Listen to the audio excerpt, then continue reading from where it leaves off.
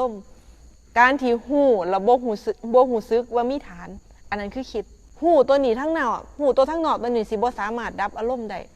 แต่ย่างกับหูเฮ็ดหยังกับหูอันนี้ตามหูแต่พอกระทบอารมณ์เขามากำลังที่สิเขาไปตัดบ่มีเลยนี่ล่ะมันสิกลายเป็นหูเบิดแต่อดบ่ได้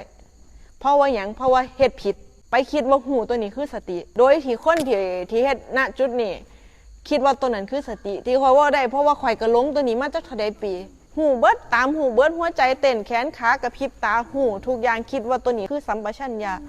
แต่ว่าเวลากระทบอารมณ์เข้ามาอ้าวกลับมาสังเกตเจ้าของว่ามันคือเบรกแต่ตัวนี้กระทบมาปุ๊บทั้งในนี่มีแต่หายเขาเลยด่าเขาออกไปแสดงว่าเฮาเฮ็ดผิดมันก็ต้องวกกลับคำว่ามองนี่มันต้องผิดมองใดมองหนึ่งสักอย่างครับมีแชร์ครับชื่อแปรสืบมาแต่ปั้นเห็นด้วยกับแม่ชียิ่งครับปฏิบัติยิ่ง